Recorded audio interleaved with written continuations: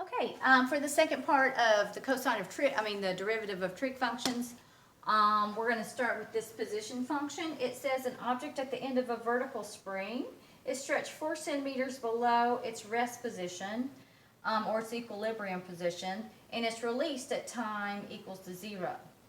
And so what often happens when you have a spring example like this, it will be modeled with harmonic motion. So this is an example of its position being modeled with harmonic motion. 4 equals cosine t of x. And so let's see here. So it says to find the velocity and the acceleration at time t. Let's just see, what units is the position in? The position is in centimeters. So this is position function, centimeters. If they want us to find the velocity, we learned earlier that the velocity is the derivative of position. It is equal to v of t, the velocity is equal to s prime of t, which is the change in position with respect to time. So to find this, basically, I'm just reminding you of the different notations. This is equal to 4 times the derivative of cosine. So the derivative of cosine is negative sine. So this is the derivative of velocity. The units that we would get here would be in centimeters per second. Okay. Then what if they said, what about acceleration of this function?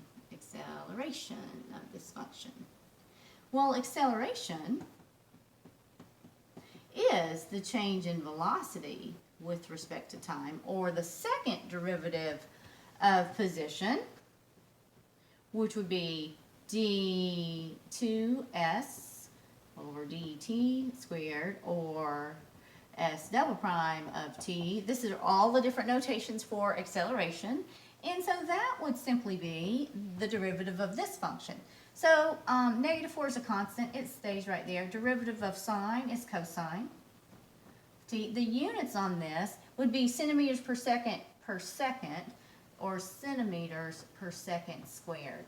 So that is how you could find acceleration. All right, that's that example.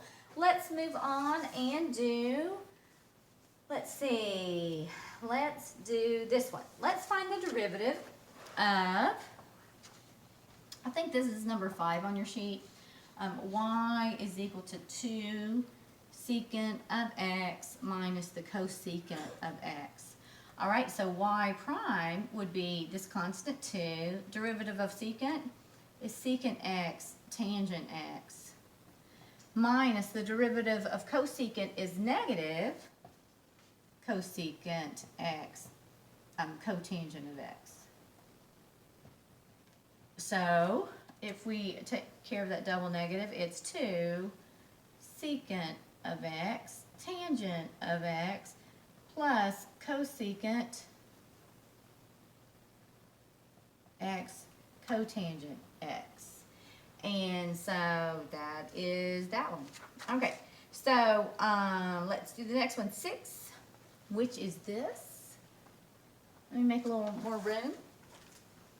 6 is to find the derivative of g of theta. So let's make sure we know how to do that.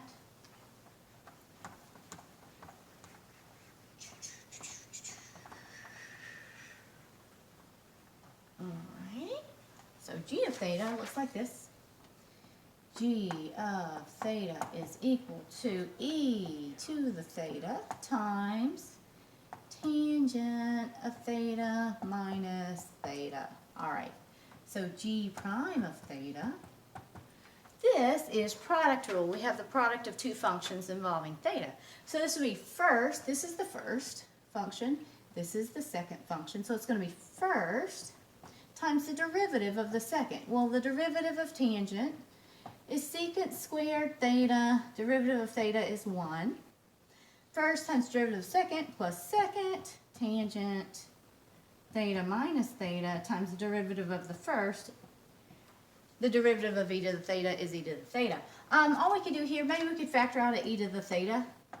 That would leave us with secant squared theta minus 1, plus tangent of theta minus theta, and that's about all we could do. Maybe this simplifies into something But I'm just going to leave it right there.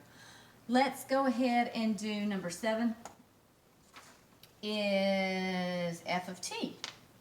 Is this the one? Yeah, f of t is equal to cotangent of t over e to the t. All right, this is a quotient, a function divided by a function, so we'll apply the quotient rule. F prime of t will be low, derivative of high, derivative of cotangent is negative, cosecant squared t, low d, high, minus high, cotangent of t, derivative of low, e to the t, all over low, e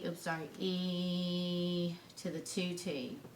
You could factor out an e to the t and then cancel one, or we could say I'm dividing the numerator and the denominator by e to the t, which would make this a 1, this a 1, and this would go to an e to the 1 to the t. So simplified would be negative cosecant squared t minus cotangent of t all over e to the t.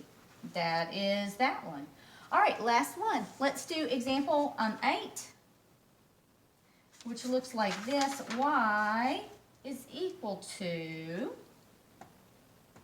the cosine of x over 1 minus sine of x. So y prime, this is another quotient rule, will be low, 1 minus the sine of x, derivative of high, negative sine of x, minus high, cosine of x, d low. Derivative of 1 is 0, derivative of negative sine x, that negative is constant, it stays in the front.